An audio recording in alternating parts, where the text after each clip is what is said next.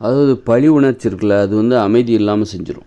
பழி வாங்குகிற உணர்ச்சி இருக்குல்ல, அது வந்து அமைதி இல்லாமல் செஞ்சிடும். அதனால் என்ன பண்ணணும், எப்படியாவது அந்த உணர்ச்சியிலேருந்து நம்ம விடுபடணும். நம்ம யார்ட்டையாவது அவமானப்பட்டிருக்கலாம், நம்மளை யாராவது அடிச்சிருக்கலாம், திட்டிருக்கலாம், அவமதிச்சிருக்கலாம்.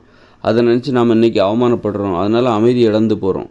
அது நம்ம உடல் நலனை பாதிக்கும், நோய் எதிர்ப்பு சக்தியை குறைத்து விடும். நோய் எதிர்ப்பு சக்திங்கிறது என்ன தெரியுமா, நம்ம மனசில் உள்ள அமைதியை பாதுகாக்கணும். அது ஏன்னா அமைதியின்மை நோயை வரவழைத்து விடும். பழி வாங்குகிற உணர்ச்சி நமது தூக்கத்தை கெடுத்துரும், தூங்க விடாமல் செஞ்சிடும், அப்புறம் உடம்புல ஆரோக்கியத்தை கெடுத்துரும். அப்போ பழி உணர்ச்சி என்பது நோய் எதிர்ப்பு சக்தியை குறைத்து விடும். உங்கள் மனசில் பழி உணர்ச்சி இருக்குன்னா, அவமானம், பழைய ஏதாவது ஒரு சம்பவங்களை அவமானப்பட்டிருப்பீங்க, உங்களை யாராவது திட்டிருப்பாங்க, அடிச்சிருப்பாங்க, அதை நினச்சி நீங்கள் அவமானத்தில் பழி உணர்ச்சியில் அந்த பழி உணர்ச்சி என்ன பண்ணுன்னா உங்களுக்கு தூக்கத்தை இல்லாமல் செஞ்சிடும், தூங்க விடாமல் உடல் நலனை ரொம்ப பாதிக்கும், அப்புறம் நோய் வந்துடும். அப்படின்னா என்ன அர்த்தம், பழி உணர்ச்சி என்பது நோய் எதிர்ப்பு சக்தியை குறைத்து விடும், நோய்களை உருவாக்கி விடும். அப்படின்னா என்ன அர்த்தம், நோய்களை உருவாக்கிறோம், தூக்கத்தை இல்லாமல் செய்து, மனசில் அமைதி இல்லாமல் செய்து, கடைசியில் நோய் வந்துடும். அப்படின்னா என்ன அர்த்தம், பழி உணர்ச்சி என்பது நோய் எதிர்ப்பு சக்தியை குறைத்து விடும்னு அர்த்தம், உடல் ஆரோக்கியத்தை கெடுத்து விடும்னு அர்த்தம். அப்போ நம்ம பழி உணர்ச்சி எப்படியாவது நம்ம ஆரோக்கியமாக வாழணும்னு தான் நினைக்கணுமே தவிர நோயோடு வாழணும்னு நம்ம நினைப்போமா? அப்போ நம்ம அந்த பழி உணர்ச்சி மனசில் வருதுன்னா நம்ம வந்து நம்ம மேலே தப்பு இருக்கலாம், அதாவது அவங்க மேலே தப்பு இருக்கலாம், யாராவது ஒருத்தர் நம்மளை திட்டிருக்கலாம், அடிச்சிருக்கலாம், நம்ம பாதிக்கப்பட்டிருக்கலாம், நம்ம அவமானப்படுத்தப்பட்டிருக்கலாம். அதுக்காக நாம் தான் பாதிக்கப்பட்டோம், நாம் தான் அவமானப்பட்டோம், அதற்கான தண்டனையும் நமக்கா? யாரோ ஒருத்தர் நம்மளை வந்து அவமானப்படுத்திட்டாங்க அப்படிங்கிறதுக்காக நாம் வந்து தண்டனை அனுபவிக்கணுமா என்ன? நாம் வந்து நம்முடைய ஆரோக்கியத்தை கெடுத்துக்கணுமா என்ன? அதனால் மனசில் பழி உணர்ச்சி இல்லாமல் பார்த்துக்கணும் எப்படியாவது. அதுக்கு அர்த்தம் என்னென்னா, பழி உணர்ச்சி, அதாவது மன்னிக்கின்ற மனப்பான்மையை வளர்த்துக்கொள்வது, பழி உணர்ச்சி இல்லாமல் மனசை அமைதியாக வச்சுக்கிறோம் அப்படின்னாலே, மனது அமைதியாக இருக்குனாலே நம்ம ஆரோக்கியமாக இருக்குன்னு அர்த்தம். மனசில் கோபம், பழி உணர்ச்சி, அவமானம் இப்படி நிறைய இருக்குது, என்னால் நிம்மதியாக தூங்க முடியலனாலே உங்களுக்கு நோய் வருது, நோய் வந்துருச்சுன்னு அர்த்தம். உடல் நோய் எதிர்ப்பு சக்தி குறைஞ்சிருச்சுன்னு அர்த்தம். ஒரு எதிர்ப்பு சக்திங்கிறது நம்ம உடம்பில் உள்ள வந்து ஒரு நோய் எதிர்ப்பு சக்தி. அந்த எதிர்ப்பு சக்தி என்ன பண்ணுதுன்னா, நமது அமைதியை தக்க வைக்குது, நம்ம உடம்பு மனசு அமைதியாக இருக்க வைக்குது. அப்போ எப்போ நம்ம மனசில் அமைதி இல்லையோ, எப்போ வந்து நமது மனதில் அமைதி இல்லாமல் பழி உணர்ச்சி அதிகமாகிறதோ, அப்போ வந்து நமக்குள்ள நோய் எதிர்ப்பு சக்தி குறையுதுன்னு அர்த்தம். மனசை பார்த்தாலே கண்டுபிடிச்சிடலாம். மனசில் வந்து வன்முறை உணர்ச்சி, பழி உணர்ச்சி அதிகமாகுது அப்படின்னா கண்டிப்பாக நமக்கு நோய் எதிர்ப்பு சக்தி குறைஞ்சிருக்குன்னு அர்த்தம். மனசு அமைதியாக இருக்குது அப்படின்னா நம்ம பக்காவாக பலமாக இருக்குது. ஒரு நாடு அமைதியாக இருக்குன்னா என்ன அர்த்தம், இராணுவம் பலமாக இருக்குது, எதிரிகளை எதிர்க்கின்ற அந்த திறன் நம்மக்கிட்ட இராணுவத்திட்ட இருக்குது, அதனால் மக்கள் அமைதியாக இருக்காங்க.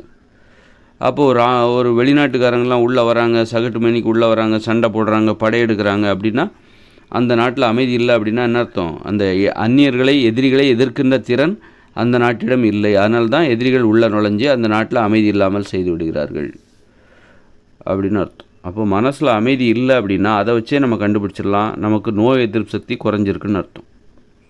நோய் எதிர்ப்பு சக்தி குறைஞ்சிருக்குங்கிறத எப்படி கண்டுபிடிக்கிறது, நம்முடைய நோய் எதிர்ப்பு சக்தி சிறப்பாக இருக்குதா அப்படிங்கிறத எப்படி கண்டுபிடிக்கிறது? அதுக்கு போய் லேபில் போய் பிளட் டெஸ்ட்டு, யூரின் டெஸ்ட்லாம் எடுக்க தேவையில்லை. நம்ம மனசை கவனிங்க, உங்கள் மனசு அமைதியாக இருக்கா? நீங்கள் பல பேர்கிட்ட பழகணும். சிலர் அமைதியாக இருக்கணுங்கிறக்கா பல பேர்கிட்ட பழக மாட்டாங்க. இப்போ நிறைய பேர்கிட்ட பழகினாக்கா பிரச்சனை வரும், மனசில் அமைதி இல்லாமல் போயிடும். நீங்கள் நிறைய பேர்கிட்ட பழகணும். நிறைய பேர்கிட்ட பழகினாலும் உங்கள் மனசில் அமைதி இருக்கான்னு பாருங்கள். அப்படின்னா நீங்கள் பேசுகிற முறை நல்லா இருக்குன்னு அர்த்தம். நீங்கள் உங்களுக்கு நிறைய நண்பர்கள் இருக்காங்க, உறவினர்கள் இருக்காங்க, நிறைய பேர்கிட்ட பழகுறீங்க, பேசுகிறீங்க, மகிழ்ச்சியாக இருக்கீங்க, ஆனால் உங்கள் மனசு அமைதியாக இருக்குன்னா நீங்கள் எல்லார்கிட்ட பேசுகிற முறை நல்லா இருக்குன்னு அர்த்தம். நீங்கள் ஏதாவது தப்பாக பேசுனீங்கன்னா உங்கள் மனசில் அமைதி இருக்காது. அமைதி இல்லாமல் போச்சுன்னா உங்கள் உடம்போட ஆரோக்கியம் குறைஞ்சிரும், தூக்கம் குறைஞ்சிரும், ஆரோக்கியம் குறையும், நிம்மதி குறைஞ்சிரும். அப்போ நீங்கள் பல பேர்கிட்ட பழகுங்க, பேசுங்க, ஆனால் உங்கள் மனதில் அமைதி இருக்குதான்னு நல்லா பார்த்துக்கோங்க. அமைதி இல்லைன்னா எந்த காரணத்துக்காக அந்த மனதில் அமைதியின்மை ஏற்பட்டது, என்னென்ன காரணங்களுக்காக உங்கள் மனதில் அந்த அமைதியின்மை ஏற்பட்டது, அதை ஆராய்ச்சி பண்ணி அந்த தவறுகளை திருத்திக்கணும். திருத்திக்கிட்டால் அதுதான் சிகிச்சை.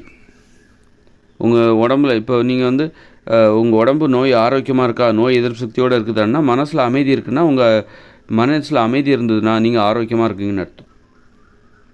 இதுக்கு போய்ட்டு யூரின் டெஸ்ட்லாம் எடுக்க வேண்டிய அவசியம் இல்லை. யூரின் டெஸ்ட்டு, பிளட் டெஸ்ட்லாம் போய் டாக்டர்கிட்ட போய்லாம் பார்க்கணுங்கிற அவசியம் இல்லை. உங்கள் மனசை பார்த்துக்கிட்டாலே, மனசுங்கிறது என்னது, உடல் உணர்வுகளை புரிந்து கொள்வதற்கான ஒரு ஊடகம். உடல் என்கிற ஒரு வீட்டிற்குள் என்ன நடக்கிறது என்பதை பார்ப்பதற்கான ஒரு ஜன்னல் வழியாக அந்த வீட்டுக்குள்ளே என்ன நடக்குது, உடல் என்கிற அந்த வீட்டிற்குள் என்ன நடக்கிறது என்பதை எட்டி பார்ப்பதற்கான ஒரு ஜன்னல் தான் மனம். மனதின் வழியாக அந்த உடம்புக்குள்ளே என்ன நடக்குதுங்கிறத நம்மளை பார்க்க முடியும். அப்போ அந்த மனசில் வந்து அமைதி இல்லைன்னா அந்த உடம்புக்குள்ளே அமைதி இல்லைன்னு அர்த்தம். அந்த உடம்பில் ஒரு நோய் வந்துருச்சுன்னு அர்த்தம். அதனால் நமது மனதில் அமைதி ஏற்படுத்துவதற்காக நம்ம வந்து என்ன வேணாலும் செய்யணும். மனசில் அமைதி ஏற்படுத்தணும். அமைதி ஏற்படுத்துவதற்காக நீ என்ன வேணாலும் செஞ்சாலும் அது சரிதான். அது உடம்புல ஆரோக்கியத்தான். அமைதிங்கிறது ஆரோக்கியம். மனசில் அமைதி இல்லைன்னா ஆரோக்கியம் இல்லைன்னு அர்த்தம். உடம்புல ஆரோக்கியம் இல்லை, நோய் வரப்போகுது, நோய் வந்துச்சுன்னு அர்த்தம். அப்போது உன் மனசில் அமைதியை ஏற்படுத்துவதற்காக நீ என்ன வேணாலும் செஞ்சாலும் அது சரிதான். உன் உடம்பை ஆரோக்கியமாக வச்சுக்கிறதுக்காக நீ என்ன செஞ்சாலும் அது சரிதான். அதோட விளைவு ஆரோக்கியம். நீ எதை செஞ்சாவது, நீ என்ன செஞ்சாவது அந்த உடம்புல ஆரோக்கியத்தை ஏற்படுத்த முயற்சி பண்ணுறன்னா, அமைதியை ஏற்படுத்த முயற்சி பண்ணுற அப்படின்னா அது சரிதானே.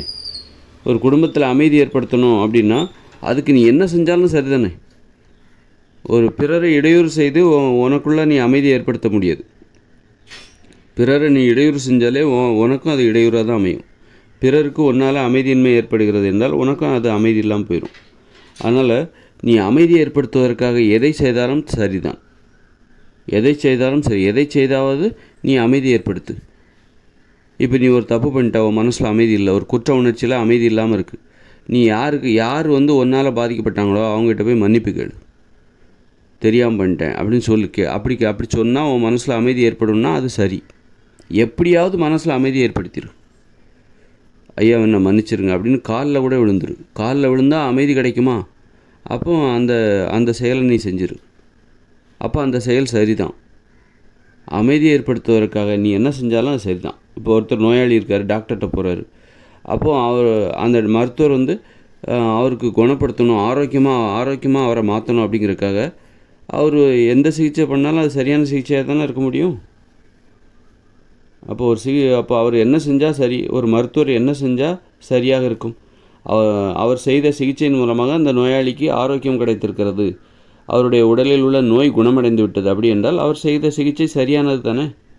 அதுபோல் நம்ம மனசில் வந்து பழி உணர்ச்சி என்பது இருக்கவே கூடாது. பழி உணர்ச்சி இல்லாமல் அமைதியை ஏற்படுத்த வேண்டும் என்று நம்ம எதையாவது செஞ்சு அமைதியை ஏற்படுத்திடணும். அமைதியை நீங்கள் நல்லா இன்னொன்று தெரிஞ்சுக்கோங்க, அமைதியை வந்து தவறான வழிகளில் ஏற்படுத்தவே முடியாது. அதுதான். அப்போ நீ என்ன செஞ்சு நீ அமைதியை ஏற்படுத்தினா அது என்ன செஞ்ச நீ, அதுதான் சரி. நீ ஏதோ செஞ்சுருக்க, அமைதியை ஏற்படுத்திட்ட உன் மனசில், அப்படின்னா நீ செஞ்சது சரிதான்.